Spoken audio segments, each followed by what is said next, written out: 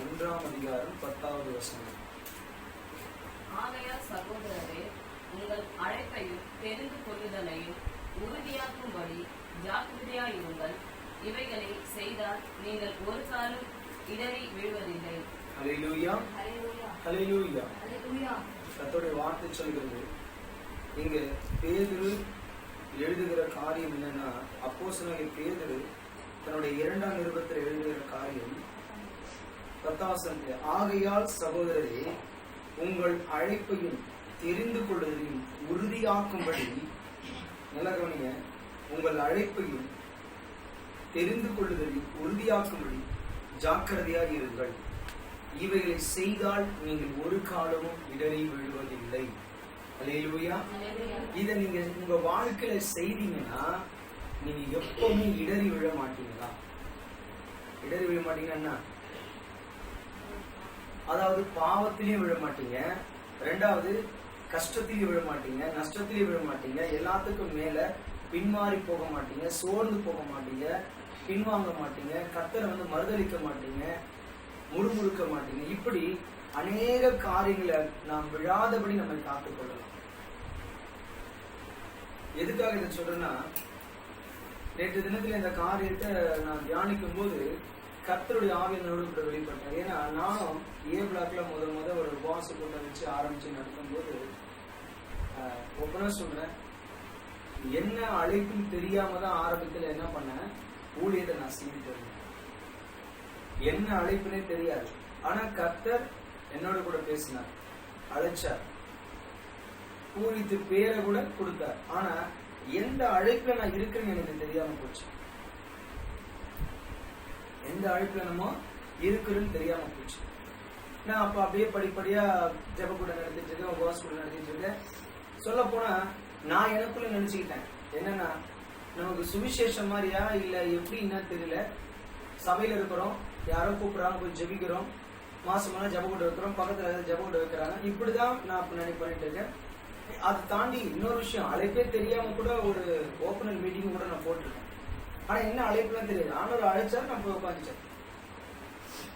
ஆனா அழைச்சு உடனே வர்றது தப்பு இல்ல.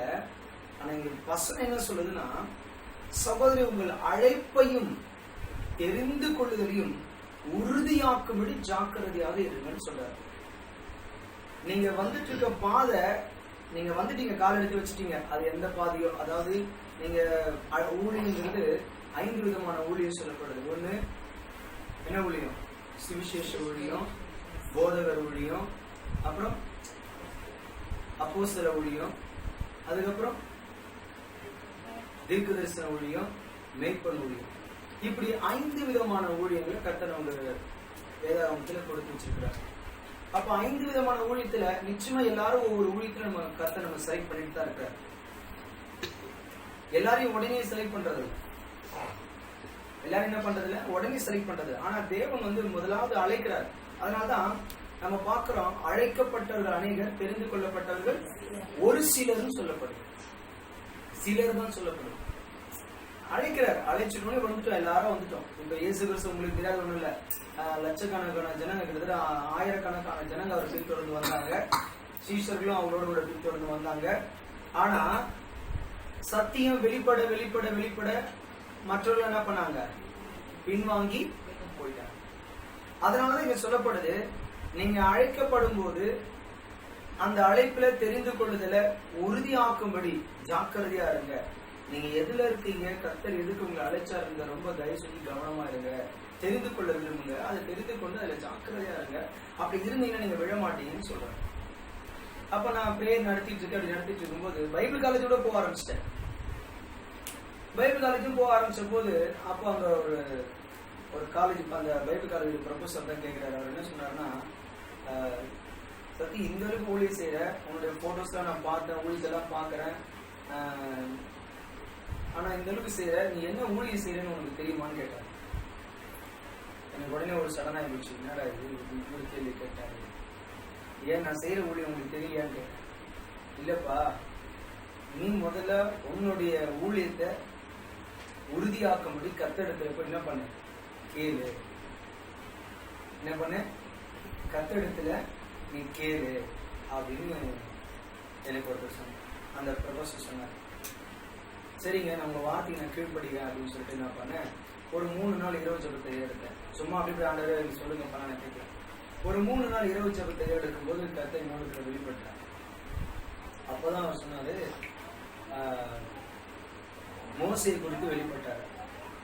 ஏன்னா எனக்கு நான் வந்து உங்களுக்கு தெரியல, கல்யாண சாட்சி இருக்கு, கல்யாண நோட்டீஸ்ல வந்து டேனியல் என்ற சக்திகள் போட்டிருப்பேன். அதுக்கப்புறம் அந்த டேனியல்ங்கிற சக்தி கல்யாண நோட்டீஸ்ல இருக்கும். ஞானஸ்தானம் எடுத்த உடனே நானும் ஒரு பேர் வச்சுக்கிட்டேன், என்னன்னா சாமுவேல்னு வச்சுக்கிட்டேன்.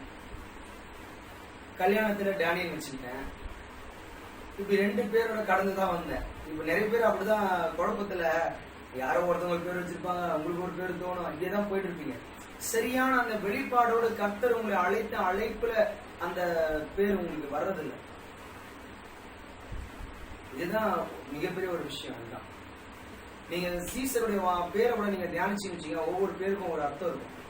அந்த அர்த்தம் எப்படி இருக்குன்னா, அவங்க எந்த அழைப்புக்கு அழைக்கப்பட்டாங்களோ அந்த அழைப்புக்கு சம்பந்தப்பட்ட ஒரு அந்த அர்த்தம் உள்ள ஒரு பேரா இருக்கும். அதுதான் உண்மை. அப்ப அந்த இது பார்க்கும்போது அப்பதான் தேவன் என்னோட கூட பேசினாரு, அவங்க நான் மோசே என்று அழைக்கிறேன் அப்படின்னு சொன்னேன் ஒரு காரியத்தில். மோசேனா என்னன்னு சொல்லி கேட்கும்போது தியானி அப்படின்னா, அப்போ மோசையை குறிச்சு பார்க்கும்போது மோசையுடைய ஊழியம் என்ன ஊழியமா இருந்ததுன்னா, ஒரு மேய்ப்பனுடைய ஒரு ஊழியமா இருந்தது. மேய்ப்பனுடைய ஊழியம் ஒப்பனை சொல்ல இருக்கிறதுலே எல்லா ஊழியத்திலையும் கனமான ஒரு ஊழியம் என்னன்னாக்கா ஒரு மேய்ப்பனுடைய ஊழியம் தான். எதுக்குன்னா, அதாவது போதகரா இருக்கட்டும், தீர்க்கதரிசியா இருக்கட்டும், சுவிசேஷகனா இருக்கட்டும், அப்போஸ்தலனா இருக்கட்டும், இந்த 4 பேருமே ஒரு மேய்ப்பனுக்குள்ள இருந்துதான் உருவாகுறாங்க. இந்த 4 பேருமே எங்க உருவாகுறாங்க? மேய்ப்பனுக்குள்ள இருந்தா உருவாங்க. கர்த்தர் மோசையை மேய்ப்பனா உருவாக்கின போது மோசைக்குள்ள இருந்துதான் ஆசாரிய ஊழியம், அதாவது சபை ஊழியம் யாருக்கு கிடைக்குது? அவருடைய தம்பி ஆரோனுக்கு கிடைக்குது. அவங்க தம்பி பிள்ளைங்களுக்கு லேவினா அப்படியே வருது. அடுத்தடுத்து ஒவ்வொரு ஊழியங்கள் அப்படியே தீர்க்கதரிசனம் சொல்ற ஊழியம், ஒரு 70 பேர் தீர்க்கதரிசனம் சொல்றது செஞ்சாரு. இப்படி எல்லாமே அந்த மேய்ப்பனுக்குள்ள இருந்து கீழே தான் வருது. ஏன் இதை உங்களுக்கு நான் சொல்றேன்னா, நம்ம ஊழியம் இந்த மாதிரி செஞ்சுட்டு இருக்கும்போது என்ன அசட்டை பண்ணாங்க ஒரு சிலர், நிறைய ஊழியக்காரங்க நிறைய பேர். அப்போ நம்ம சொந்த இடத்த வாங்கி சபையை கட்டி நிறுவன உடனே அந்த செட்டு போட்டு நிறுவி நம்ம சபையை நடத்த ஆரம்பிச்ச உடனே ஒரு ஊழியக்காரனை பத்தி சொல்லியிருக்காரு, சக்திகள் சமையான சாப்பாடு தான் அப்படின்னு என்கிட்ட ஒரு ஊழியக்காரர் சொன்னார். உங்களை பத்தி சொன்னாங்க, என்ன சொன்னாங்க என்னன்னு சொல்லுங்க அப்படின்னு. இல்ல தப்பா இருக்க மாட்டேங்க, சொல்லுங்க பரவாயில்ல சொல்லுங்க அப்படின்னு. அவர் சொல்றாரு, இந்த மாதிரி இல்லைங்க, அழகா ஒரு ஃபர்ஸ்ட் ஒரு கூட்டம் மாதிரி நடத்திட்டு வந்தான், அப்படியே ஜனத்தை ஆயத்தப்படுத்தினா, ஆனா சபையை விடாம இருந்தான், அப்படியே மீட்பனுக்குள்ள கீழே இருந்தான், அப்படியே ஊழியத்தை நடத்திட்டே வந்தான், அப்படியே அழகா என்ன பண்ணா ஒரு டீம் ஃபார்வர்ட் பண்ணான், அப்படியே அழகா வந்து சபையை நடத்த ஆரம்பிச்சான், அப்படியே ஒரு இடத்த பிடிச்சிட்டாங்க. ஒருவேளை அவனை பார்த்து நம்ம கத்துக்கணும். நம்ம எத்தவனே சபையை வச்சுட்டோம், அதனாலதான் இங்க வாடகையில உட்காந்து இருக்கிறோம்.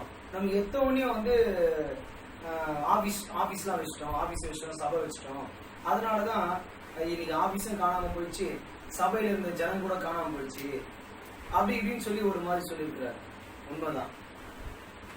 ஏன் சொல்றேன்னா, அழைப்பு என்னன்னு தெரியாம ஒரு சில ஊழியக்காரங்க அவங்கள பார்த்து பண்றது, இவங்கள பார்த்து பண்றது, அவங்க செய்யறாங்களேன்னு பண்றது, இவங்க செய்யறாங்களேன்னு பண்றது, அவங்க சொன்னாங்களே நாமளும் சொல்லுவோம், அவங்க ஜெபிச்சாங்க நாமளும் ஜெபிப்போம், அவங்க இந்த 8 மணி நேரம் ஜெபம் இவங்க என்ன பண்றாங்க அப்படின்னு நாம 12 மணி நேரம் ஜெபம் வைப்போம்.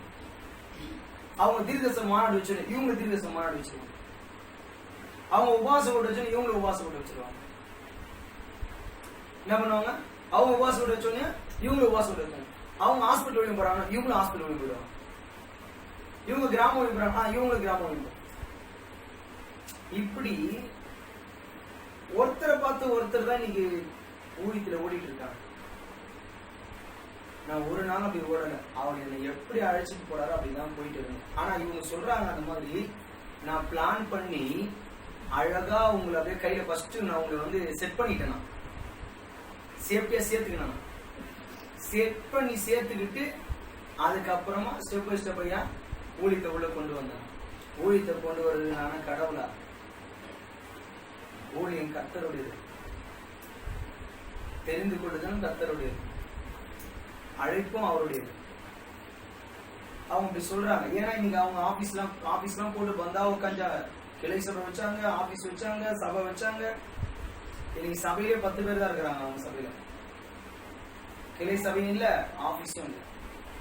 அல்லேலூயா. கிளை சபையும் இல்ல, ஆபீஸும் இல்ல, எல்லாமே காணாம போயிடுச்சு. கர்த்தர் பாருங்க, நம்முடைய அழைப்பதான் தெளிவா சொல்றாரு. அதாவது நம்ம அழைக்கிற அழைப்புல அந்த தெரிந்து கொள்ளுதல உறுதியா நம்ம இருக்கணும், கரெக்டா இருக்கணும், அதை தெரிஞ்சுக்கணும். சொல்ல போனா பாருங்க, மத்தேயு சுவிசேஷம் ஏன் 1ஆம் அதிகாரம் 1 கொரிந்தியர் 1ஆம் அதிகாரம் 26ல இருந்து படிக்கலாம். இப்ப லைனா படிச்சுட்டே போலாம் நம்ம வசனங்கள். அதாவது தேவன் நம்மள எப்படி அழைச்சாருன்னு பார்க்கணும், எதற்காக அழைச்சாருன்னு பார்க்கணும். அப்படி தெரிஞ்சுக்கிட்டோம்னா நிச்சயமா நம்முடைய அழைப்பை நம்ம புரிஞ்சு கொள்ள ஒரு உதவியா இருக்கும். ரெண்டாவது, அது அந்த அந்த காரியத்துல நம்ம நிலையா இருக்கிறதுக்கும் ஒரு பலனா இருக்கும். இதுதான் முக்கியம். அந்த அழைப்பு எது நம்ம தெரிந்து கொண்டதுக்கு ஒரு உதவியா இருக்கும். தெரிந்து கொண்ட பிறகு அதுல நிலையா இருப்பதற்கு ஒரு பலனா இருக்கும். அதற்காக தான் அதை சொல்றேன்.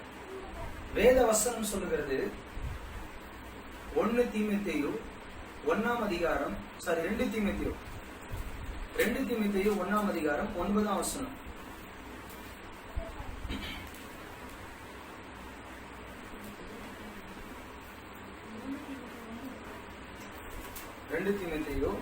நம்முடைய கிரியைகளின்படி நம்மை ரட்சியாமல் தம்முடைய தீர்மானத்தின்படியும் ஆதிகாலம் முதல் கிறிஸ்து இயேசுவுக்குள் நமக்கு அருளப்பட்ட கிருபையின்படியும் நம்மை ரட்சித்து பரிசுத்த அழைப்பினாலே அழைத்தார்.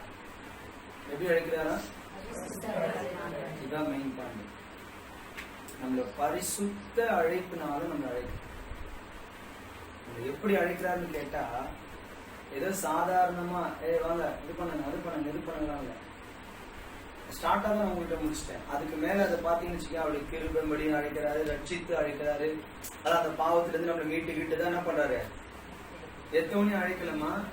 நல்லா கவனிங்க, நம்ம தேடி நாம தேடி போல, அவர் தான் நம்மளை தேடி வந்தாரு.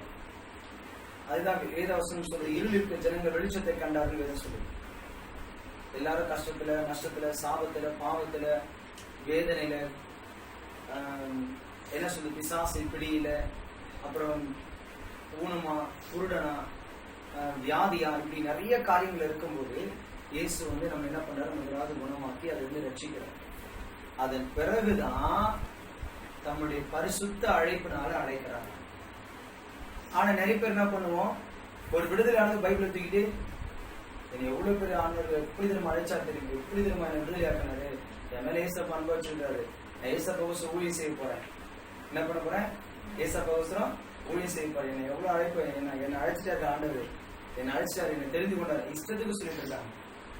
இந்த வசனத்தை நீங்க மேல நல்லா உள்ள ஆராய்ச்சி பாத்தீங்கன்னா, அவர் நம்முடைய கிரியின்படி நம்மை ரட்சிக்காமல், நம்ம செய்யற காரியத்தை வச்சு அவர் ரட்சிக்கல, தம்முடைய தீர்மானத்தின்படி ஆதிகாலம் முதல் கிறிஸ்து இயேசுவுக்குள் நமக்கு அளிக்கப்பட்ட கிருபையின்படியும், அருளப்பட்ட கிருபையின்படியும், அடுத்து சொல்றாரு நம்மை ரட்சித்து, ஆதிகாலம் முதல் நம் மேல வச்ச கிருபையா, அந்த கிருபையின் மூலியமா முதலாவது நம்மளை ரட்சித்தார். பாவத்திலிருந்து, சாபத்திலிருந்து, வியாதியிலிருந்து, பிசாசின் பிடியிலிருந்து ரட்சித்தார். முதல்ல அதுல விடுவித்தார் நம்ம. அதன் பிறகுதான் அழைக்கிறாராம். எப்படி அழைக்கிறாராம், பரிசுத்த அழைப்பினால் அழைக்கிறாராம். 1 பேதுரு 1ஆம் அதிகாரம் 15வது வசனம். 1 பேதுரு 1ஆம் அதிகாரம் 15வது வசனம். உங்களை அழைத்தவர் பரிசுத்தராய் இருக்கிறது போல நீங்களும் உங்கள் நடத்தைகள் எல்லாவற்றிலேயும் பரிசுத்தராய் இருங்கள். உங்களை அழைத்தவர் பரிசுத்தராய் இருக்கிறது போல நீங்களும் உங்கள் நடத்தை எல்லாவற்றிலும் பரிசுத்தராய் இருங்கள். அவர் பரிசுத்தமா இருந்ததுனாலதான் பரிசுத்த அழைப்பினால் நம்மளை அழைக்கிறார். அல்லேலூயா. சரி, எதற்காக நம்மளை அழைச்சாருக்கோம்? அடுத்து கடகடன்னு பாருங்க. 1 கொரிந்தியர் புஸ்தகம் 7ஆம் அதிகாரம் 15வது வசனம். 1 விசுவாசி பிரிந்து போனால் பிரிந்து போகட்டும்.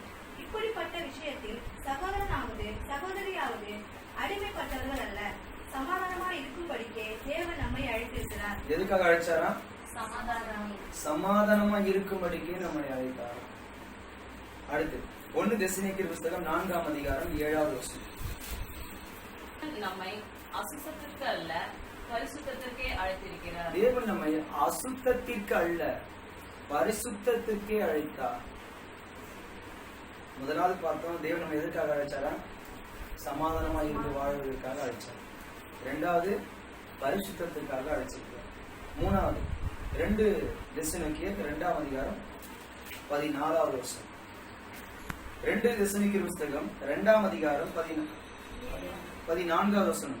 நீங்கள் நம்முடைய கர்த்தராகிய இயேசு கிறிஸ்துவின் மகிமையை அடையும் பொருட்டாக எங்கள் சுவிசேஷத்தினாலே அந்த ரட்சிப்புக்கு அவர் உங்களை அழைத்தார். ஹல்லேலூயா. ரட்சிப்புக்காக அழைத்தார். நீங்க எல்லாரும் விடுதலையாகும். நீங்க எல்லாரும் எப்படி இருக்கணும்? விடுதலையாகி வாழணும். அதுக்காக தான் உங்களை அழைச்சாரு. யாரும் எதுலயும் கட்டப்பட்டிருக்க கூடாது. யாரும் எதுக்கும் அடிமையா இருக்கக்கூடாது. ஹல்லேலூயா. ஒப்பனா சொல்றேங்க, ஒருத்தரும் அடிமையா இருக்கிறது கர்த்தருக்கு பிரியமே இல்லை. கணவன் மனைவிக்கு அடிமையா இருக்கக்கூடாது, மனைவி கணவனுக்கு அடிமையா இருக்கக்கூடாது. அதே போல சபையாரும் அடிமையா இருக்கக்கூடாது, குடும்பம் அடிமையா இருக்கக்கூடாது, வேலை சந்தர்கள் அடிமையா இருக்கக்கூடாது. கீழ்ப்படிந்தவனா இருக்கணுமே தவிர, ஒருத்தர் தெய்வ பயத்தோடு கீழ்ப்படிந்து இருக்கணுமே தவிர கட்டப்பட்டோ அடிமையா இருக்கக்கூடாது. கர்த்தர் நம்ம அந்த ரட்சிப்புக்காக மட்டுமே நம்ம அழைச்சாரா? விடுதலைக்காக நம்ம எல்லாரும் விடுவிக்கப்படணும். இஸ்ரவேல் ஜனங்களை எப்படி எகிப்திலிருந்து என்ன பண்ணாரு? விடுவித்தாரோ அதே போலதான் நம்ம எல்லாரும் ஒரு விடுதலையாகி எப்படி அழைச்சு கொண்டு வந்தாரு? விடுவித்து. ஏன்னா கர்த்தரை நான் என்ன பண்ணுவேன்? சுதந்திரமா தான் என்ன பண்ணணும்? ஏன்னா பார்வோன் சொல்லுவான் என்னன்னு, நீங்க இங்கேயே இருந்து ஆராதிங்க, நீங்க இங்கேயே நீங்க என்ன பண்ணுங்க, உங்க கடவுளுக்கு பலி செலுத்துங்க அப்படின்னு. மோசே ஒத்துக்கவே மாட்டாரு. கர்த்தர் எங்களை சுதந்திரமா கொண்டு போகணும். நாங்க சுதந்திரமான தேசத்தை போய் குடியிருக்கணும். அவரை ஆராதிக்கிறது நாங்க சுதந்திரமா ஆராதிக்கணும். விடுதலையாகி இருக்கணும். யாருக்கு யாருன்னா இல்ல, அடிமை இல்ல.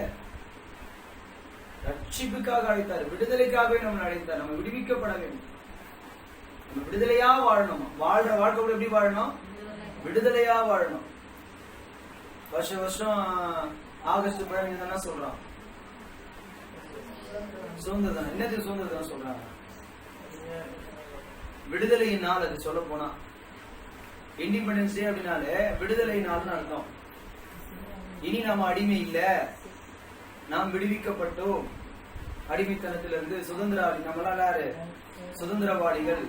நம்ம இஷ்டம் போல சொந்த கருத்துக்களை பேசலாம், நம்ம இஷ்டம் போல ரோட்ல நடக்கலாம். ஏன்னா வெள்ளக்காரங்கிட்ட எப்படி இருந்தாங்க? எல்லாரும் இத்தனை மணில இருந்து இத்தனை மணி வெளியெல்லாம் வரக்கூடாது, இப்படிதான் வாழணும், இப்படிதான் இருக்கணும் அப்படின்னு ஒரு சட்ட திட்டங்கள்லாம் பயங்கரமா இருந்தது. சுதந்திரமா இதெல்லாம் பேசலாம் முடியாது. வாய் திறந்தலாட்டி செத்துரு சாவிச்சிருவாங்க. இப்ப அப்படி கிடையாது. நம்ம நினைச்சா பிரைம் மினிஸ்டர் எழுதி கேள்வி கேட்கலாம். ஆனா இப்ப நீ உண்மையிலே இப்ப கேட்க முடியாது. அப்படி ஒரு நிலைமை இருக்குது இப்ப நாட்டுல. ஆனா சுதந்திர நாடுன்னு சொல்லுவாங்க, ஜனநாயக நாடுன்னு சொல்லுவாங்க. ஆனா ஒரு ரூல்ஸ் என்னன்னா அதுதான். கர்த்தர் நம்ம விடுதலை சுதந்திரமா நம்மளை ஆராதிக்க முடியும் செய்கிறார். சுதந்திரமா வாழ்வதற்கு விடுவிக்கப்படுவதற்கு கர்த்தர் நம்மளை அழைத்தாரா? அல்லேலூயா. 1 தீமோத்தேயு 6:12.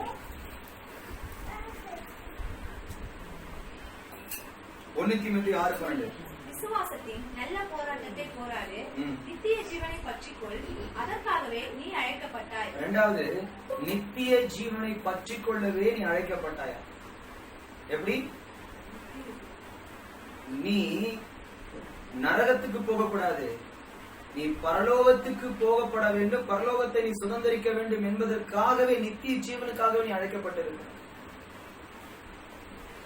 நீ எப்படி வாழ்ற எனக்கு தெரியாது, ஆனா ஆண்டவருடைய வார்த்தை சொல்லுது நீ நித்திய ஜீவனுக்காக. அதனாலதான் யோவான் 3ஆம் அதிகாரத்துல 15-16 தம்முடைய ஒரே பிரான குமாரனை உலகத்துல தந்து அன்பு கூர்ந்தாரா? எப்படி? ஒருவரும் கெட்டு போகாமல் நித்திய ஜீவனை அடைமடிக்கு உயர்த்தப்பட வேண்டும் சொன்னார்.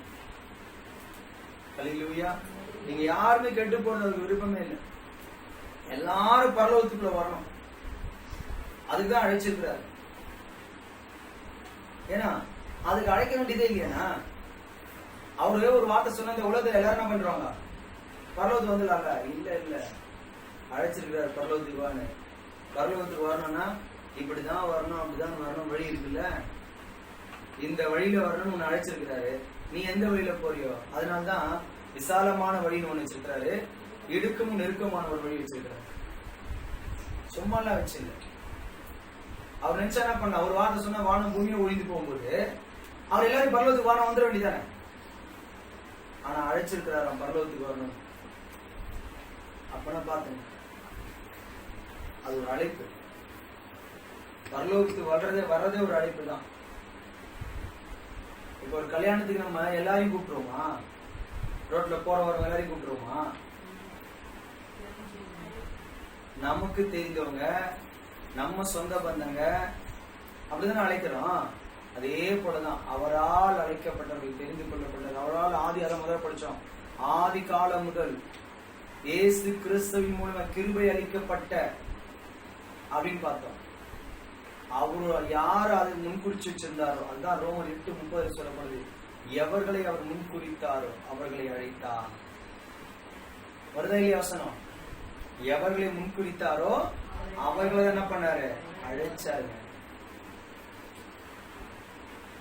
அவங்களதான் அழைச்சாரு. முன்குறிக்கப்பட்டவங்க தான் நீ பரலோகத்துக்கு வரணும்னு அழைக்கிறாரு. ஹல்லேலூயா.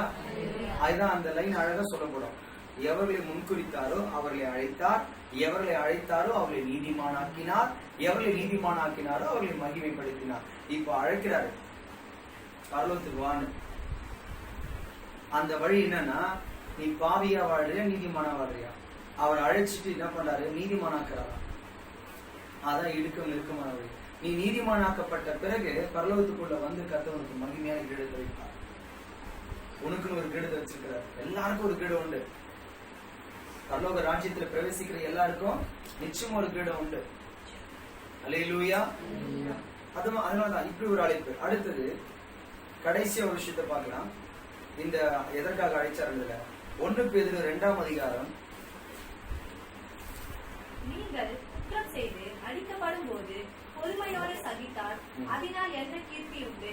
நீங்கள் நன்மை செய்து பாடுபடும் போது பொறுமையோடு சகித்தால் அதுவே தேவனுக்கு முன்பாக விருதியா இருக்கும். இதற்காக நீங்கள் அழைக்கப்பட்டு இருக்கிறீர்கள். ஏனெனில் கவனிங்க, எதுக்காக அழைப்பாடுறீங்களா? இது வரைக்கும் சந்தோஷமா இருக்கும் உங்களுக்கு. நித்திய ஜீவனுக்காக அழைச்சிருக்காரு, பரிசுத்தத்துக்கு அழைச்சிருக்காரு, அப்புறம் சமாதானத்துக்காக அழைச்சிருக்கிறாரு, விடுதலை ஆகி வாழணும்னு அழைச்சிருக்கிறாரு. இதெல்லாம் உங்களுக்கு சந்தோஷமா தான் இருந்திருக்கும். நல்லா கவனிங்க, ரொம்ப ரொம்ப கேர்ஃபுல்லா கொஞ்சம் கவனமா இருக்கணும். சமாதானத்துக்கு அழைச்சாருன்னு பார்த்தோம், அது நம்ம கிட்ட இல்ல. ரெண்டாவது பரிசுத்தத்துக்கு அழைச்சாருன்னு பார்த்தோம், அதுவும் இல்ல, அந்த அளவுக்கு இல்ல. அடுத்தது விடுதலையாக ரட்சிக்கணும்னு பாக்குறாரு, அதுவும் இல்ல.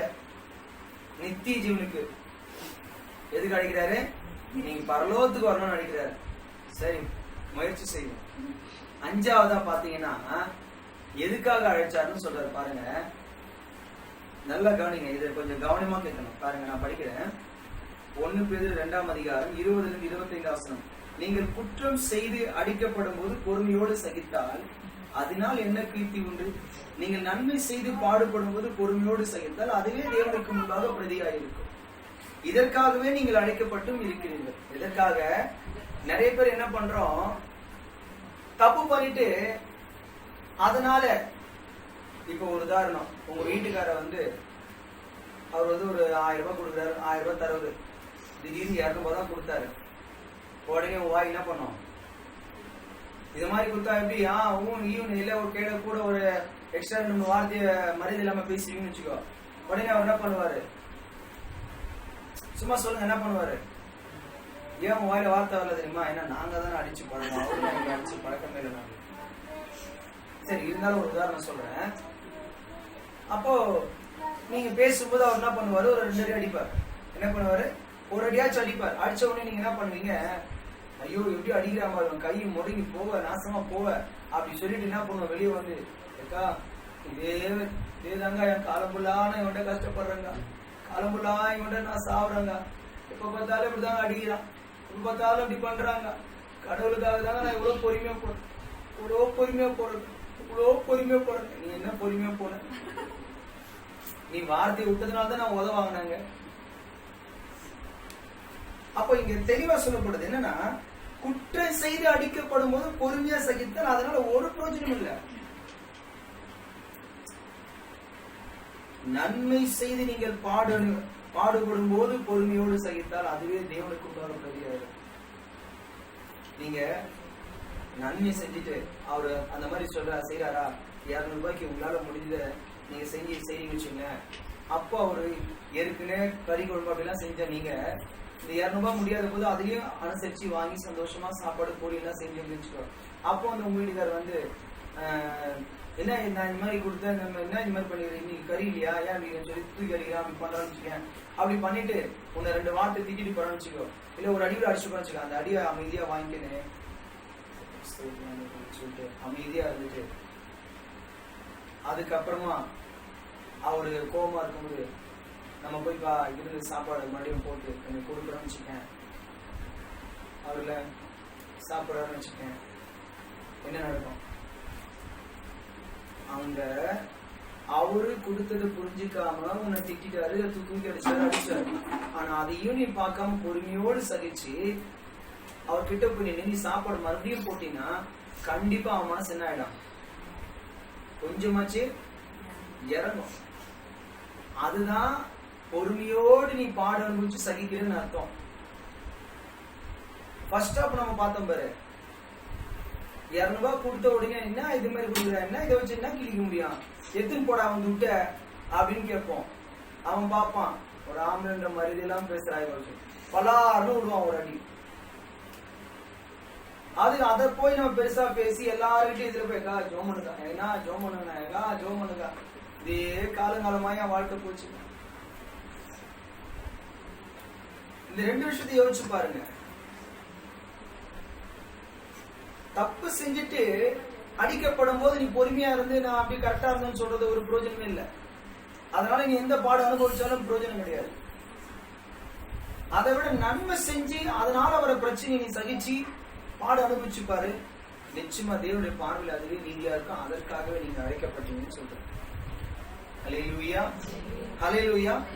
இது மட்டும் அதுக்காக என்ன சொல்றாரு பாருங்க, 21 வசனம், இதற்காக நீங்கள் அழைக்கப்பட்டிருக்கிறீர்கள், ஏனெனில் கிறிஸ்துவும் உங்களுக்காக பாடுபட்டு நீங்கள் தம்முடைய அடிச்சுவடுகளை தொடர்ந்து வரும்படி உங்களுக்கு மாதிரியை பின் வைத்து போனார். நீங்க அவரை பின்தொடர்ந்து வரும்படிக்காக அவரும் வாழ்ந்து காமிச்சுதான் முன்மாதிரியா வச்சுட்டு போயிருக்கிறாராம். இயேசு வந்து தப்பு செஞ்சுட்டு சோதனை அனுபவிக்கல, பாடு அனுபவிக்கல, நீதியா வாழ்ந்தார், பரிசுத்தமா வாழ்ந்தார், நன்மைதான் செஞ்சார், யாருக்கு என்ன பண்ணல, கெடுதல் பண்ணல. ஆனா அப்படிப்பட்ட அவருக்கு கெடுதல் தான் நடந்தது. அந்த கெடுதலையும் அவர் என்ன பண்ணாரு, அவங்கள மன்னிச்சாரு, அவங்கள ஆசீர்வதிச்சாரு. யோசிச்சு பாருங்க. அப்படி வர பாடுதான் அவர் ஏத்துக்கிட்டாரு, தன்னோட அந்த வாழ்க்கையை ஒரு முன்மாதிரியா காமிச்சாரு. நம்ம சாதாரண குடும்பத்தில் நடக்கிற ஒரு சின்ன விஷயம், 1000 ரூபாய் கொடுக்குறோம், 200 ரூபாய் கொடுத்துட்டானா அவனை கேட்கிற கேள்வி வேற மாதிரி இருக்கு. அவன் அடிச்சுட்டானா உடனே அதுக்காக ஜோமன சொல்றது, என் வீட்டுல பார்த்தாலும் இதே மாதிரி பிரச்சனையா இருக்கு, எனக்கு நிம்மதி இல்ல, நான் எவ்வளவுதான் அனுபவிக்கிறது, நான் எவ்வளவுதான் பொறுமையாகிறது, நான் எவ்வளவுதான் கஷ்டப்படுறது நீங்க கேக்குறீங்க. உண்மையாவே நீங்க கஷ்டப்படல, பதில் கொடுத்துட்டு தான் நீங்க கஷ்டப்படுறீங்க. அது தேவனுடைய பார்வையில ஒண்ணுமே கிடையாதுங்க. அதை விட அப்படி தீமை செஞ்சவங்க நீங்க நன்மை செஞ்சுட்டு அதனால வர பாடு நீங்க அனுபவிச்சிருந்தீங்கன்னா அது தேவனுடைய பார்வையில பிரதியா இருக்கும். அது இயேசு கிறிஸ்து தம்முடைய வாழ்க்கை அப்படிதான் வாழ்ந்தாரு. இதுக்காக தான் நம்ம அழைச்சுன்னு சொல்றாரு. இப்படி 5 விதமான ஊழியம் சொல்ற மாதிரி 5 விதமான காரியத்தினால கர்த்தர் நம்ம என்ன பண்றாரா, அழைக்கிறார். ஹல்லேலூயா. என்ன பண்றாரு, 5 விதமான ஊழியங்கள் சொல்றது போல 5 விதமான காரியங்களால கர்த்தர் நம்ம அழைச்சிருக்கிறாங்க. எப்படி அழைச்சா தெரியுமா, பரிசுத்த அழைப்பினால் அழைச்சார். அவர் பரிசுத்தம் உள்ள. ஹல்லேலூயா. நாம் 5 விதமான அழைப்புகள்ல வரும்படியா கர்த்தர் அழைச்சிருக்கோம். ஒரு அழைப்புல நீ இருக்கக்கூடாது, இந்த 5 விதமான அழைப்பு உங்களுக்குள்ள இருக்கணும். இதுக்காக தான் உங்களை அழைச்சார். நீங்க ரட்சிக்கப்படணும், நீங்க சமாதானமா இருக்கணும், நீங்க பரிசுத்தமா இருக்கணும், நீங்க பரலோகத்துக்குள்ள வரணும், என்ன போலவே இருக்கணும் அப்படின்ற கடைசியா. ஹல்லேலூயா. இதற்காக தாங்க அழைச்சார். நாம என்ன பண்றோம், இந்த வாழ்க்கை எப்படி யோசிச்சு பாருங்க. இதெல்லாம் தெரியாதனாலதாங்க, இதெல்லாம் தெரியாதனாலதான் 1 கொரிந்தியர் 1ஆம் அதிகாரம் 9ஆம் வசனம் தெளிவா சொல்லப்படுது. நம்மள அழைச்ச வெளிப்படவா இருக்காரு, வெளிப்படவா இருக்காரு, உண்மை உள்ளவரா, அவர் கரெக்டாக எந்த ஒரு மாற்றமும் இல்லை, அவர் தெளிவா இருக்காரு. நாம என்ன பண்றோம் அதுதான். இதெல்லாம் நமக்குள்ள இருக்கிறத உணர்ந்துட்டோம்னா அடுத்த டாபிக் பார்த்தோம்னு வச்சுங்களேன், கண்டிப்பா சொல்றேன், நம்முடைய அழைப்பையும் தெரிந்து கொள்வதையும் நம்ம உறுதிப்படுத்திக்கலாம். மெசேஜோட தலைப்பு என்ன? 2 பேதுரு புத்தகம் 1ஆம் அதிகாரம் 10ஆம் வசனத்தை நம்ம பார்க்கலாம் மறுபடியும்.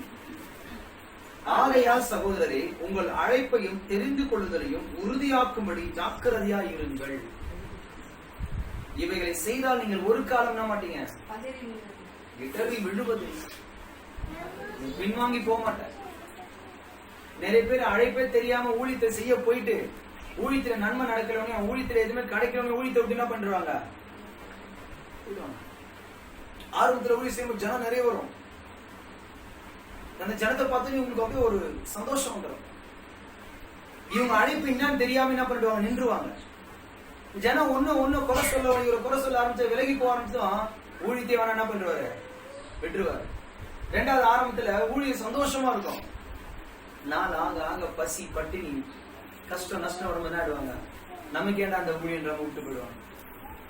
இப்படி ஒவ்வொரு காலகட்டத்துல இந்த மாதிரி அழைப்பு இன்னான்னு தெரியாதனால, அது சரியா உறுதிப்படுத்தப்படாதனால நிறைய பேர் இன்னைக்கு செதறி போற காரணம் தான். இன்னைக்கு பைக் எடுத்து சுத்திட்டு இருக்கோம், சஃபாரி போட்டு வரும் பாஸ்டர், கலர் ட்ரெஸ் போட்டிருந்தா சுவிசேஷகர், கோட்டு சுட்டு போட்டிருந்தா மெய்ப்பர்கள். உண்மைங்க, ட்ரெஸ் கூட அப்படி ஆயிடுச்சு. ஜிப்பா போட்டிருந்தாங்கன்னா அவங்க சொல்ல போன பாஸ்டர்ஸ் தான், ஒன்லி பாஸ்டர்ஸ் தான் அவங்க, அதுல எந்த மாற்றமும் இல்லை. அந்த பரிதா மாதிரி எல்லாம் போட்டிருந்தாங்க, முஸ்லீம் போடுவாங்களே அந்த மாதிரி போட்டிருந்தாங்கன்னா அவங்க எல்லாம் பிஷப் மார்கள். அதான் அவங்க டாக்டர், அவங்க பிஷப் டாக்டர். ஏன் இதை சொல்ல வரேன்னா, வேத வசனம் தெளிவா இருக்கு. அழைப்பு தெரிஞ்சுக்கணும், ஃபர்ஸ்ட் அழைப்புல உறுதிப்படுத்தணும், ஜாக்கிரதையா இருக்கணும். எல்லாரையும் அழைக்கிறாங்க, எல்லாரையும் தெரிந்து கொள்ளல. இங்க வேதம் அதான் 2 விதமா பிரித்து சொல்றாரு. அழைப்பையும் தெரிந்து கொள்ளுதலையும் உறுதியாக்கும்படி தெரிஞ்சுக்கணும். நம்மள தெரிந்து கொண்டாரா, அழைச்சிருக்காரு, அவ்வளவுதான். நீ சாட்சி சொல்றதுக்கு வேணா தகுதியா இருக்கலாம், ஊழியம் செய்வதற்கு என்ன இல்ல தகுதி கிடையாது. அல்லேலூயா. ஏன்னா இன்னைக்கு சாட்சி சொல்ல தகுதியானவங்க பாஸ்டர் என்ன பண்ணிருக்காங்க, சபை வச்சுக்கிட்டு பாஸ்டர் பேர் சொல்லிக்கிறாங்க. அல்லேலூயா, அல்லேலூயா. ஏன்னா நிறைய இப்போ விசுவாசிகளுக்குள்ள ரொம்ப போராட்டம். இவரு நல்ல ஊழியக்காரா, இவரு ஊழியக்காரா, இவரு சூப்பரா மார்க் போட ஆரம்பிச்சிட்டாங்க. இவரு வந்தா என்ன நடக்கும், இவரு வந்தா என்ன நடக்கும், இவரு என்ன சொல்லுவாரு, இவரு என்ன சொல்லுவாரு. சத்தியத்தை யார் சொல்லுவாருன்னு யாரும் என்ன பண்றது இல்ல, கேட்கறதே இல்ல. அல்லேலூயா. இவர் என்ன சொல்லுவாரு, இவர் என்ன சொல்றாரு, அவர் என்ன சொல்ற. இப்ப ஊழியக்காரங்க அதை ஆரம்பிச்சிட்டாங்கப்பா. போன வாட்டி வாட்ஸ்அப்ல இந்த ஊழியக்காரர் போன வாட்டி இந்த வருஷம் இவர் தான் பேசினாரு, இவர் பேசல, இவருக்கு சொல்லிருக்காரு, அவரு இவங்களும் என்ன பண்ணிட்டாங்க, ஊழியக்காரங்களே மார்க் போட ஆரம்பிச்சிட்டாங்க. அடுத்த ஸ்டெப்ல விசுவாசி என்ன பண்ணோம், அவர் கரெக்டா சொல்லுவாரு, அவர் இப்படி பண்ணுவாரு, அவர் எது செய்வாரு, இவர் அதை செய்ய மாட்டாரு, அவர் அதை பண்ண மாட்டாரு. அல்லேலூயா, அல்லேலூயா. ஏன்னா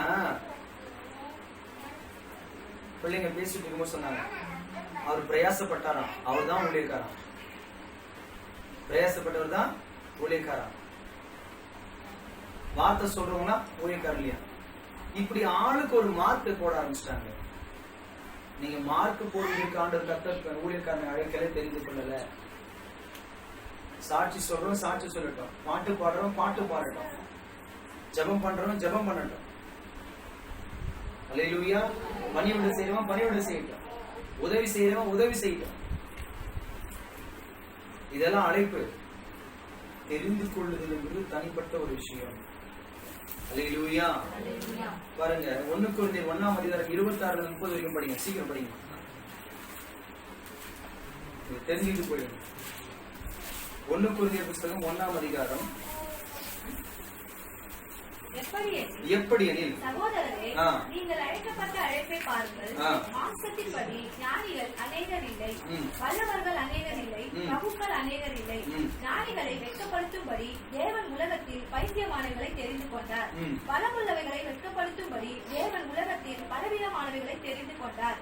உள்ளவைகளை அவமாக்கும்படி உலகத்தின் இழிவானவைகளையும் அற்பமாய் எண்ணப்பட்டவைகளும் இல்லாதவைகளையும் தேவன் தெரிந்து கொண்டார். மாம்சமான எவனும் தேவனுக்கு முன்பாக பெருமை பாராட்டாதபடிக்கு அப்படி செய்தார். அந்தபடி நீங்கள் அவராலே கிறிஸ்து இயேசுவுக்கு உட்பட்டிருக்கிறீர்கள்.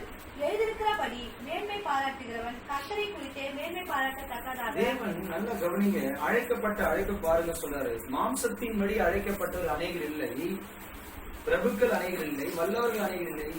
ஞானிகளை வெட்கப்படுத்தும் யாரை தெரிந்து கொண்டாரா? பைத்தியக்காரர்கள்.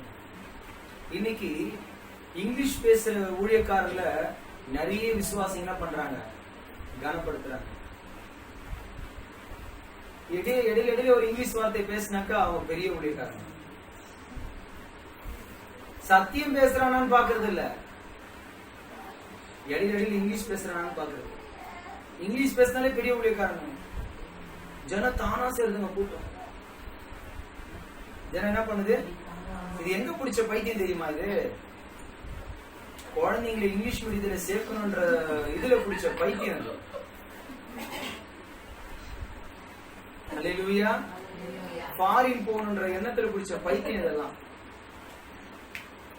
அவங்க எல்லாம் பெரிய ஆளு, அவங்க எல்லாம் படிச்சவங்க. எவ்வளவு பேர் படிச்சு விட்டு வந்துருக்கா பத்தி ஆண்டுங்க. இங்க வேதம் சொல்லுது அழைக்கப்பட்ட அழைப்பை பாருங்க. 12 சீசரை கொஞ்சம் திரும்பி பாத்தீங்கன்னா பெரிய அவங்க ஞானி இல்ல, பெரிய படிப்பாளி இல்ல, என்ன வல்லவர்களும் அவங்க இல்ல. அழைப்பை பாருங்க. ஹல்லேலூயா, ஹல்லேலூயா. கல்லாதவர்கள் தெரிஞ்சுக்கணும். நீங்க ஓப்பனா சொல்றாங்க.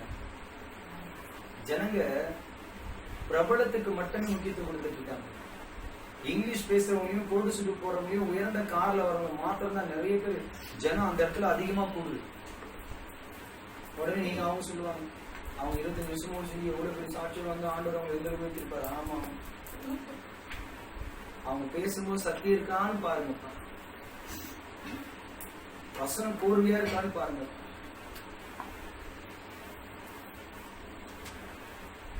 இப்ப என்ன ஆயிடுச்சு? ஊரடங்கு ஆயிடுச்சு. எல்லா கையிலும் செல்போன் இருக்கு. வாட்ஸ்அப், பேஸ்புக், யூடியூப்ல இருந்து நிறைய ஊழியக்காரங்களோட மெசேஜ் பயங்கரமா அனல் பறக்குது. என்ன அனல் பறக்குதுன்னு தயவு செஞ்சு கொஞ்சம் விட்டு பாத்தீங்கன்னா நல்லா இருக்கும். அல்லேலூயா. என்ன அனல் பறக்குதுன்னு கொஞ்சம் விட்டு பாத்தீங்கன்னா நல்லா இருக்கும்.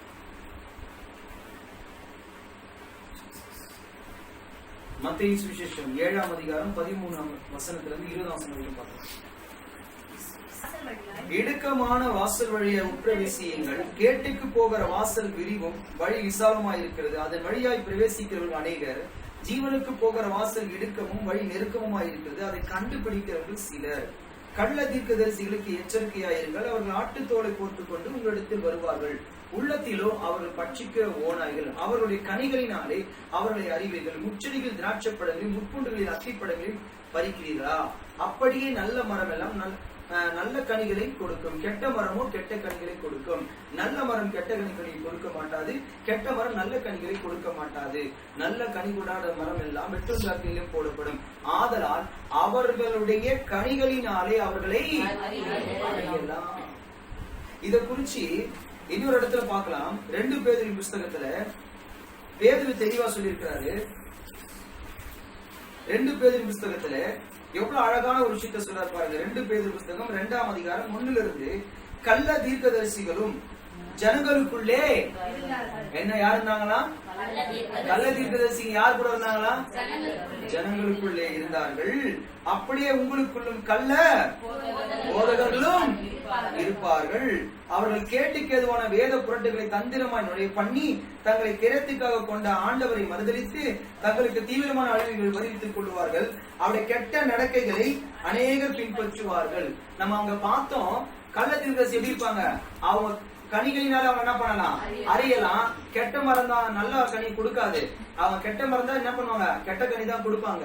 அப்ப இங்க சொல்றாரு, இந்த கள்ள தீர்க்கதரிசிங்கெல்லாம், இந்த கள்ள போதகர்கள்லாம் அவங்க கெட்ட நடக்கையினால அநேகரை பின்பற்றுவாங்க.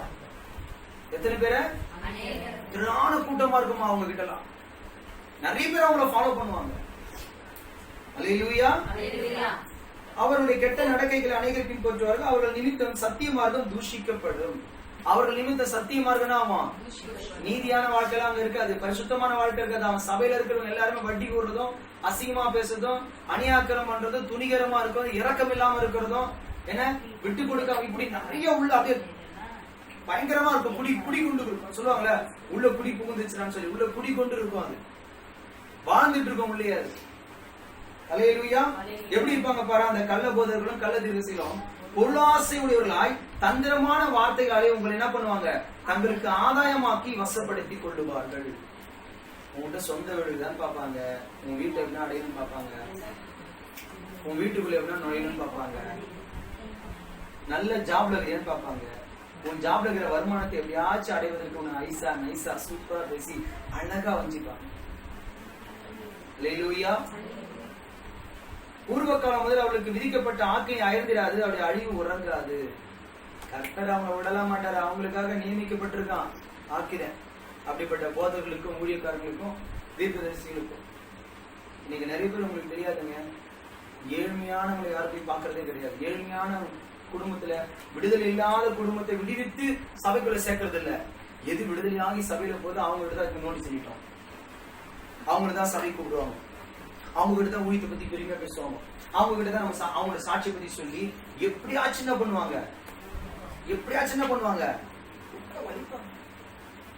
அவங்க உன்னை மதிக்க மாட்டான்னு தெரியல, நல்லா தெரியுது. அவங்க கிட்ட 10 முறை எப்படியாச்சும் வலிச்சு போட பார்ப்பாங்க. ஏன்னா உங்களால அவங்களுக்கு என்ன இருக்கு, ஏதோ ஒரு ஆதாயம் இருக்கு. தந்திரமா நுழைவாங்க. எப்படியாச்சும் உங்களுக்கு என்ன பண்ணணும், எப்படியாச்சும் உங்களை வலிக்கணும்.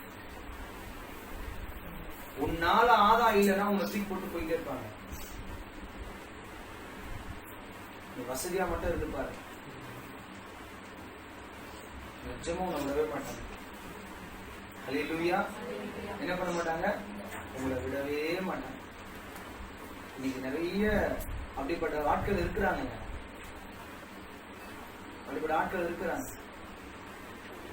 அல்லேலூயா.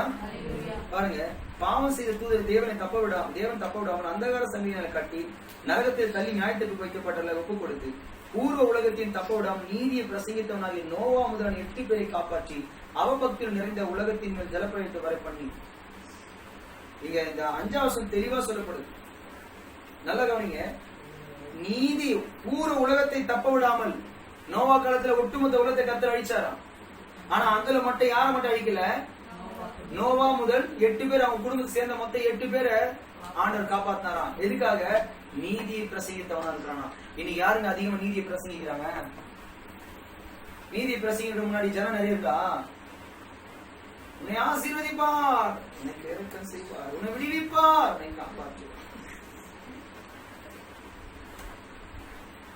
ஜனம் நிறைய இருக்காங்க. உடனே என்ன பண்ணுவேன், காணிக்கு அள்ளி எட்டு கொட்டு, காணிக்கு என்ன பண்ணுவேன், அள்ளி கொண்டு. எப்படி தெரியுமா விற்கிறது, எப்படி தெரியுமா விற்கிற வழிபாடுல பயமுறுத்துவாங்க. 2 விஷயம். ஊர் சைட்ல போனச்சுக்கோ, நீ கொடுக்கலாம் அந்த ஊர்ல இருந்து, உடனே அவங்க என்ன பண்ணுவாங்க, ஊருக்கு இவ்வளவா ஒரு மாடு ஆடு கொடுத்துடணும், ஒரு வீட்டுக்கு 10,000 20,000 கொடுத்துடணும். அதே சென்னையில பார்த்தேன்னு வச்சுக்கோ, ஆத்தா அண்ணன் குத்திருவா ஆத்தா அப்படின்னு பயமுறுத்துவாங்க விற்கிற வழிபாடு. அதே போல கிறிஸ்துவ வாழ்க்கையில் இப்ப என்ன பண்றாங்கன்னா ரொம்ப கவர்ஃபுல்லா ஆட் பண்றாங்க. உங்களை ஆசீர்வதிப்பா, உங்க கூட உங்களோடு தான் பேசுறேன், உங்களை கொடுக்க சொல்ற, கொடுத்து பாருங்க அப்படின்ற.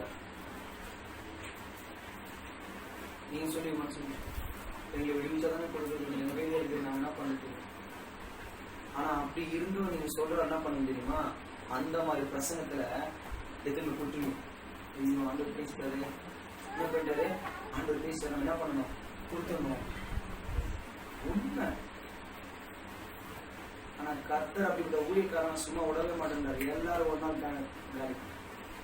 நோவா காலத்திலயும் ஒரு குரூப், ஒரு கேங் இருந்தாங்க. ஆனா நீதியை பிரசங்கித்தவர் யாரு? நோவா. அடுத்து பாருங்க, சோதம் குமோர பட்டணங்களை சாம்பலாக்கி கவிழ்த்து போட்டு ஆக்கணிக்குள்ளாக தீர்த்து காலத்தில் அவமத்தை நடப்பவர்களுக்கு அவர்களை திஷ்டாந்தமாக வைத்து அக்கிரமக்களை வாசமாக்கி அவருடைய காம விகாரமாய் நடக்கையில் வருத்தப்பட்டு நாள்தோறும் அவருடைய அக்கிரமிகளை கண்டு கேட்டு, நாள்தோறும் நல்ல கவனிங்க 8ஆம் வசனம், நாள்தோறும் அவருடைய அக்கிரம கிரியைகளை கண்டு கேட்டு நீதியுள்ள தன்னுடைய இருதயத்தில் வாதிக்கப்பட்ட நீதிமான லோத்தை கர்த்தர் ரட்சித்தார். லோத்து அந்த நாட்கள சோதம் குமார் பட்டத்துல அந்த ஊழியக்காரங்க, அங்க இருக்கிற பெரிய பெரிய ஆட்கள், ஜனங்க பண்ற அக்கிரமம் அநியாயம் எல்லாத்தையும் பார்த்து கூட அவர் நீதி செஞ்சு வாழ்ந்தார். யாரு யாரு? நான் தான் நேத்தாம் தானே சொன்னேனாமா, கொரோனான்றீங்களே, 10 நீதிமான் தான் அந்த பட்டணத்தை கர்த்தர் வந்து அதை அழிக்க மாட்டேன்னு சொல்றாரு. ஏமா சென்னையில ஒரு 10 நீதிமான் இல்லையான்னு கேட்டேன். அது கொஞ்சம் போய் தியானிங்கம்மான்னு. அக்கிரம கிரியைகளை கண்டு அப்ப கூட லோத் என்ன பண்ணாராம்? தன்னுடைய வாழ்க்கையில் நீதியா வாழ்ந்தார். அதனால அவர் குடும்பம் மட்டும் காப்பாற்றப்பட்டுச்சு. நோவா உலகம் பயங்கரமான பாவத்துல அக்கிரம அநியாயம் செஞ்சுட்டு இருக்கும்போது, தப்பா பேசிட்டு இருக்கும்போது கூட நோவா நீதி தான் பேசினார். அதனால அவர் குடும்பமே காப்பாற்றப்பட்டது. அல்லேலூயா, அல்லேலூயா. யோசிச்சு பாருங்க, 10 நீதிமன்ற பட்டம் தரிக்க மாட்டேன். நம்ம சென்னை பட்டணம் எத்தனை ஊழியக்காரங்க இருக்காங்க? எத்தனை பேர் இருப்பாங்க? சொல்லுங்க, எத்தனை பேர் இருப்பாங்க? சும்மா நமக்கு தெரிஞ்சு சொல்றாங்க எவ்வளவு ஊழியக்காரர் இருப்பாங்க சென்னை பட்டணத்துக்கு? சும்மா தோராயமா ஒரு தொகையை சொல்லுங்க.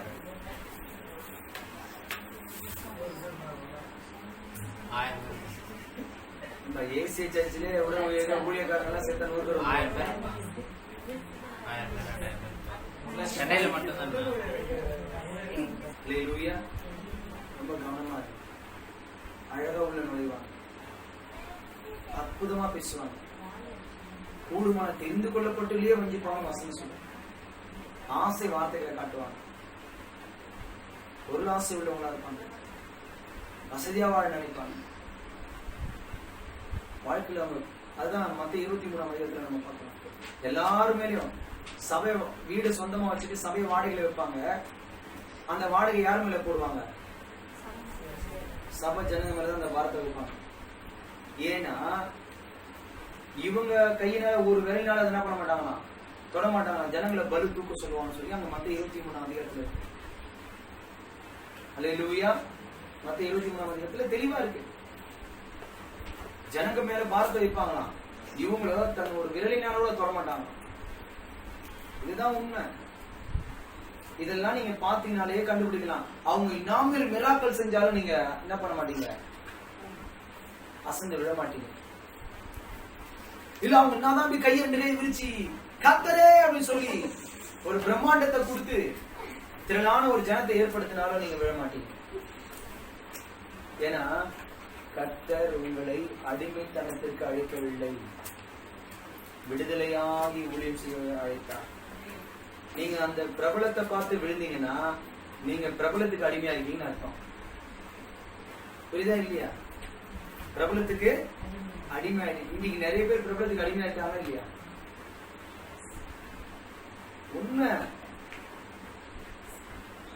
இதுதாங்க உண்மை. பிரபலத்துக்கு அடிமையா இருக்கிறாங்க. அடிமைனாலே அப்படிதான் வந்துடும். எல்லாம் கவர் பண்ணிடுவாங்க. 10 பேரை பார்த்தோன்னு இந்த ஊழியத்தை அசத்த பண்ணுவாங்க. 1000 பேரை பார்த்தோம் 2 பேர்கிட்ட என்ன வார்த்தை வருதுன்றது யாரும் பாக்குறதே இல்லை. அவங்க வாழ்க்கை எப்படி இது இருக்குதுன்னு பாக்குறது இல்லை. அவங்க என்ன வாழ்க்கையை வாழ்ந்துட்டு இருக்காங்கன்னு பாக்குறது இல்லை. நிறைய பேரு சகிக்க முடியாத கேவலமான ஒரு வாழ்க்கையில வாழ்ந்து ஊழியக்காரன் சொல்லி பேர் கொடுத்துட்டு இருக்காங்க. நான் பேர் சொல்ல முடியல. நம்ம கண்ணாடி எவ்வளவு பாக்குறோம். அவங்க கிரியெல்லாம் அவ்வளவு அந்த கிரியை பார்த்தே நம்ம கண்டுபிடிக்கலாம். ஆனா ஒரே ஒரு விஷயம் சொல்றேன், இன்னைக்கு கிரியை பாக்குறோம், அதான் நீங்க அடிமையா இருக்கீங்களா இல்லன்னு தெரிஞ்சிடும். இன்னைக்கு கிரியை பாக்குறோம், கிரியை பார்த்துட்டு ஐயோ இவங்க ஊழியக்காரங்களே இல்லைன்னு நாளைக்கு அவங்க பெரிய போஸ்டர் பேனர் போட்டு திருநாள் ஜனக்கூடத்துல ஒரு போட்டோ போட்டு இல்ல ஒரு பேஸ்ட் போட்டு இல்ல ஒரு பெரிய ஊழியக்கார இன்வைட் பண்ணி லிங்க் பண்ணி ஒரு போட்டோ போட்டாருன்னு வச்சுக்கோ. ஊழியம் செய்யறாருல, நாம என்ன பண்ணிடுறோம்? ஹல்லேலூயா. ஒட்டுமொத்த உலகத்துல நோவாக்கார ஒருத்தர் நீதிமானம் இல்லையாப்பா அந்த நாள்ல. அதான் உங்களை கேட்டேன், கொரோனா இல்ல, நீங்க சென்னை படத்திலே 1 லட்சம் ஊழியக்காரங்க இருப்பாங்க எனக்கு தெரிஞ்சு. ஹல்லேலூயா. தமிழ்நாடு எடுத்தா, இந்தியாவை எடுத்தா, ஏன்னா நீ பைபிள் தூக்கி நிறைய பேர் ஊழியக்காரன் சொல்லிட்டு இருக்காங்க. அழைப்பு பாருங்க, நீங்கள் நாளைக்கு அதே மாதிரி பைபிள் தூக்கி ஊழியக்காரன் அடையக்கூடாது. ஒவ்வொருத்தருக்கும் ஒரு பாத்திரம், ஒவ்வொருத்தரையும் கர்த்தர் ஒரு பாத்திரமா பயன்படுத்த விரும்புகிறார். யோசுவாவை மோசேக்கு கீழே கடைசி வரைக்கும், மோசே சாகுற வரைக்கும் அவன் ஊழியனா எழும்பவே இல்லை, அவன் நினைக்கவும் இல்லை. மோசேக்கு எப்பவுமே கீழிருந்து பணிவிடைக்காரனாகவே இருந்தான். அதனாலதான் கர்த்தர் அவன் மேல அந்த அபிஷேகத்தை வச்சார் மோசே சரியானதுக்கு அப்புறம்.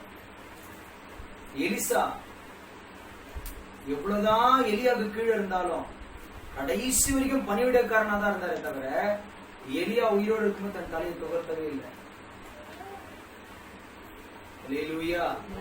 அந்த கிரியெல்லாம் பார்க்கணும், அவங்க வாழ்க்கை எவ்வளவு பரிசுத்தமா இருக்குன்னு பார்க்கணும், பொருளாசை உள்ளவங்களா எவ்வளவு பேர் இருக்கிறாங்கன்னு பார்க்கணும். அதே எலிசா கூட இருந்த கேயாசி என்ன பண்ணாரு?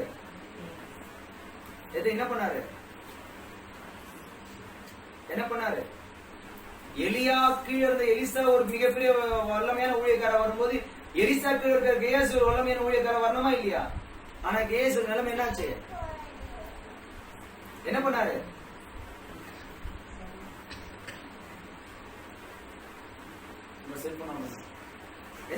என்ன பண்ணாரு? நாகமான் குஷ்டரோகத்திற்கு குணமாகி வரும்போது காணிக்கை செலுத்தும் போது எலிசா வாங்காத போது அவர் என்ன பண்ணாரு? வாங்கிட்டாரு. அதுதான் எலிசா சொன்னாரு, அவனை பிடிச்ச குஷ்டம் உன்னையும் பிடிக்காதுன்னாரு. இன்னொரு மிகப்பெரிய ஒரு தீர்க்கதரிசி பீலேயாம் தீர்க்கதரிசி. யாருடைய காலத்துல? கழுத பேசும், ஞாபகத்துங்களா? மோசையின் காலத்துல என்ன பண்ணுவாரு? பாலாக் ராஜா என்ன பண்ணுவாரு? இந்த இஸ்ரேல் ஜனங்க அந்த வழியா வந்துடக்கூடாதுக்காக அவனை சபிக்க சொல்லுவாரு. அப்போ இந்த பீலேயாம் கிட்ட போய் சொல்லுவாங்க. பீலேயாம் என்ன பண்ணுவாரு? உடனே பலிலாம் செலுத்தி கிருத்தி இஸ்ரேல் ஜனங்களே சபிக்கிறதுக்கு அவர் ஏற்பாடு பண்ணுவாரு. ஏன்னா அவர் சபிச்சா அப்படி நடந்துடும்.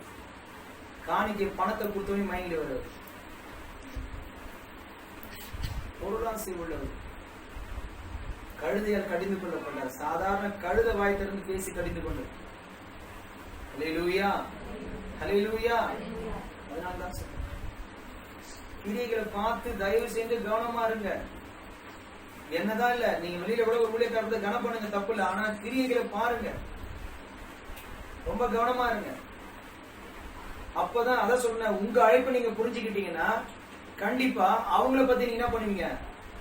தெரிஞ்சுப்பீங்க. ஏன்னா ஆரம்பத்துல தீபக்கால இதுல உங்களையும் தெரிந்து கொள்வதற்கு வாய்ப்பு உண்டு. அழைப்பு வேறு, தெரிந்து கொள்ளப்படுவது வேறு. அப்படி தெரிந்து கொள்ளப்படும் போது அது உங்களுக்கு உறுதிப்படாவிட்டால், அழைப்பை போய் நீங்க தெரிந்து கொள்வது நினைச்சுக்கிட்டீங்கன்னா உங்க வாழ்க்கை சின்ன பின்னமாயிடும். ஊழியன்றது லேசானதில்லை, ரொம்ப கவனமா இருக்க வேண்டிய ஒரு காரியம். இதற்காக தான் அழைக்கப்பட்டோம் அப்படின்றத பார்த்தோம். அழைப்பை நம்ம உறுதிப்படுத்திக்கணும். எதுக்காக அழைக்கப்பட்டிருக்கிறோம்? இயேசு கிறிஸ்து எதுக்காக நம்ம அழைத்தாரு? அல்லேலூயா, அல்லேலூயா.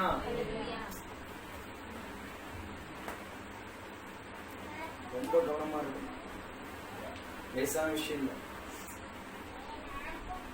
நீங்க மத்திய 22:10-14 இந்த காரியத்தெல்லாம் நீங்க வீட்டில் படிச்சு பாருங்க. நிச்சயமா சொல்றேன், அழைப்பு நீங்க உறுதிப்படுத்தலைன்னா, இன்னும் கூட தெளிவா சொல்லட்டுமா? கொலோசியர் 1:23 சொல்றாரு. பவுல் அழகா சொல்றாரு.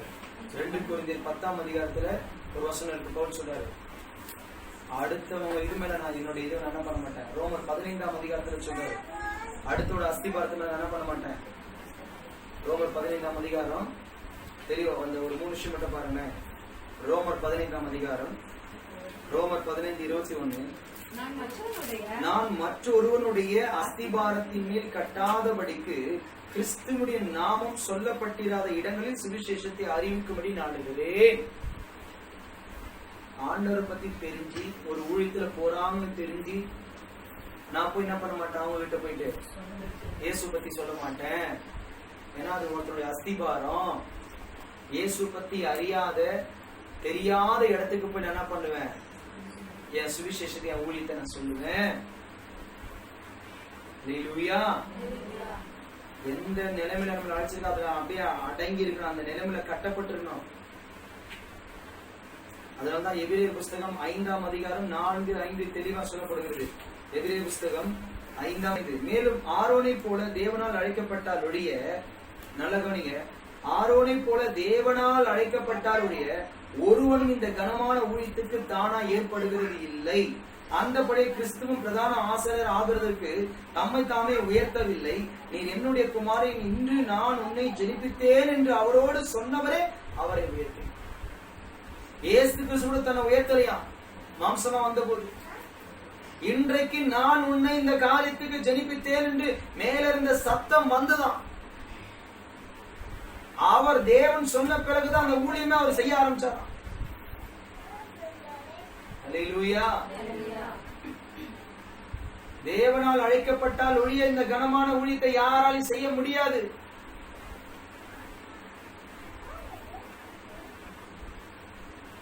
கொலோசியர் 1ஆம் அதிகாரம் சொன்ன சகல சிருஷ்டிகளுக்கும் பிரசங்கிக்கப்பட்டு வருகிறது, அதற்கென்றே பவுலாகி நான் ஊழியக்காரனானேன். 2 கொரிந்தியர் புத்தகத்துல பாருங்க, இங்க இதுக்காக தான் ஊழியக்காரனானு சொல்றாரா.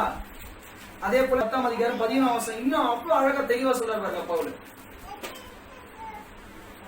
13-14 நாங்கள் அளவுக்கு மிஞ்சி மேன்மை பாராட்டாமல் உங்களிடம் வரைக்கும் வந்தெட்டத்தக்கதாக தேவன் எங்களுக்கு அளந்து பகிர்ந்த அளவு பிரமாணத்தின்படியே மேன்மை பாராட்டுகிறோம். உங்களிடத்தில் வந்தெட்டாதவர்களாய் நாங்கள் அளவுக்கு மிஞ்சி போகிறது இல்லை. நாங்கள் கிறிஸ்துவின் சுவிசேஷத்தை பிரசங்கித்து உங்களிடம் வரைக்கும் வந்தோமே. நாங்க அளவுக்கு மிஞ்சிலாம் போல. எங்களுக்கு என்ன ஆர்டர் கொடுத்தாரு ஊழியத்தை சுவிசேஷத்தை அதை வரைக்கும் நாங்க என்ன பண்ணிட்டு இருக்கோம், சரியா சொல்லிட்டு போயிடும், அவ்வளவுதான். அடுத்த அஸ்திபாரத்துக்குள்ளே நாங்க கட்டப்படல, கட்ட நாங்க நினைக்கல. எங்க வீடு பூந்து ஆடு திருடுறாங்க. அல்லேலூயா, அல்லேலூயா. எந்த ஆடு விடுதலையாகி சூப்பராகுதோ அந்த ஆட்டு வீடு தான் நோடி செத்துன்னு போறான். அந்த ஆடு வீடு தான் போய் ஆண்டரை பத்தி சொல்றான். விடுதலையே இல்லாத கஷ்டப்படுது நிறைய, அங்க போக மாட்டாங்க. அதுதான் சொல்லுது. இவங்கெல்லாம் கள்ள போதர்களும் கள்ள தீர்க்கதரிசின்னு சொல்லப்படுது. ரொம்ப கவனமா இருக்கணும். இதை ஏன் உங்களுக்கு பிரசவம் பண்றேன்னு நினைக்கிறீங்க நினைக்காதீங்க. நீங்க நாளைக்கு கள்ள போதர்களா ஆயிடக்கூடாது. ஏன் தெரியுமா, உங்களுக்கே தெரியாது, நீங்க ஆயிடுவீங்க. எப்படின்னா உங்களுக்கே தெரியாது, உங்களோட அழைப்பு உறுதிப்படுத்தப்படாதபடினால நீங்க என்ன பண்ணிடுவீங்க, பைபிளை தூண்டு எங்க கிட்ட ஏசப்பா பேசுற நாங்களும் பாஸ்டர் தான், எங்க கிட்ட ஏசப்பா வெளிப்படுறாரு, எங்க கிட்ட ஆண்டவர் வந்து தீர்க்கதரிசனம் சொல்றாருன்னு சொல்லிடுவோம். இது நாளைக்கு நீங்க செஞ்சிடக்கூடாது. கர்த்தர் அழைப்பையும் தெரிந்து கொள்ளுதல நீங்க உறுதிப்படுத்தணும். ஃபர்ஸ்ட் முதல்ல உங்களை எதுக்காக அழைச்சாருன்னு பாருங்க, கேளுங்க, தப்பு இல்ல. முழங்கால் படிக்கிட்டு ஆண்டு கேளுங்க, ஆண்டவர் எதுக்காக என்ன அழைச்சப்பான்னு கேளுங்க. அவரோட சித்தத்தை தெரிந்து கொள்ள விரும்புவது ரொம்ப ரொம்ப நல்லது. அதை விட்டுட்டு இவங்க கூப்பிடுறாங்க, ஏன் தெரியுமா சொல்றேன், ஒரு சின்ன விஷயத்த சொல்ல தெரிஞ்சுக்கணும். அழைப்புன்னா தெரிந்து கொள்ளுன்னா, அழைப்புங்கிறது வேற, தெரிந்து கொள்ளப்படுதுங்கிறது வேற. எதற்காக நம்மளை அழைச்சாரு, எப்படி அழைச்சாரு, இதெல்லாம் நம்ம கொஞ்சம் தியானிச்சோம்னா நம்முடைய வாழ்க்கையில எந்த இடத்துலயும் நம்ம விழுந்து போக மாட்டோம். நீ மெசேஜ் தானே 2 பேதுரு 1:10 நம்ம உறுதியா அழைப்பையும் தெரிஞ்சுட்டோம்னா, புடிச்சிட்டோம்னா நம்ம என்ன பண்ண மாட்டோம், இடறி விழ மாட்டோம். இப்ப இவங்க எல்லாம் விழுந்து போனாங்க பாத்தீங்களா, விழுந்து போனாங்களே இல்லையா? மாஸ்டரும் அவன் பண்றான் இவன் பண்றான்னு, இவரு கிளேசர் வச்சாரு, இவருக்கு ஆபீஸ் வச்சாரு, அவன் பண்றான்னு சிறுவர் மீட்டிங் வச்சாரு, அவன் பண்றான்னு ஹாஸ்பிட்டல் பண்ணாரு, அவன் பண்றான்னு ஸ்டேட் மீட்டிங் போட்டாரு, அவன் பண்றான்னு டான்ஸ் மேட்ச் வச்சாரு. கடைசியில எல்லாம் கரைஞ்சு போய் ஜனங்களையும் ஒண்ணுமே இல்லை, மொத்தமா மூட்டு போய் நின்றார். இந்த பக்கம் விசுவாசி என்ன பண்ணா? அழைப்பு தெரியாதனால இப்படி வாரி அரைச்சி இங்கிருந்து அங்க போய் தாவி கட்சியில அவன் நடுத்தருவில் நிற்கிறான். இதுக்கெல்லாம் காரணம் நம்முடைய அழைப்பு தெரிந்து கொள்வதை வயசுல உறுதிப்படுத்திக் கொள்ளணும், தெரிஞ்சுக்கணும் கரெக்டா. அப்பதான் நம்மளால விழாதபடி நம்ம காத்துக்கொள்ள முடியும். அல்லேலூயா. கண்களை முடிச்சோம். நாங்கள் நேசிக்கிறதை காட்டிலும் எங்களை அதிகமா நேசிக்கிறது. இந்த நாளிலும் கூட 2 பேர் 1:10 சொல்லுவது, கர்த்தாவே அழைப்பை நாங்கள் தெரிந்து கொள்ளுதலில் நாங்கள் உறுதிப்படுத்தப்படும். அப்பா எங்களை ஒப்புக் கொடுக்கும். நாங்கள் இடறி விழாதபடிக்கு தேவன் எங்களை வழிநடத்தி காத்துக் கொள்கிறார். ஒரு நாளும் கள்ள போதர்களுக்கும் கள்ள தீர்க்கதரிசிகளுக்கும் நாங்கள் இடம்பெறாமல் உங்களுடைய சத்திய மார்க்கத்தை பிடித்துக் கொண்டவர்களா, சத்திய வழியில நடக்கிறவர்களா, இயேசுவே நீரே எங்கள் நல்ல மீட்பனாய் இருந்து நடத்துகிறார். இந்த திருவிழா ஆராதனை ஆசீர்வதித்து இயேசுவின் நாமத்தில் நல்ல ஆமாம்.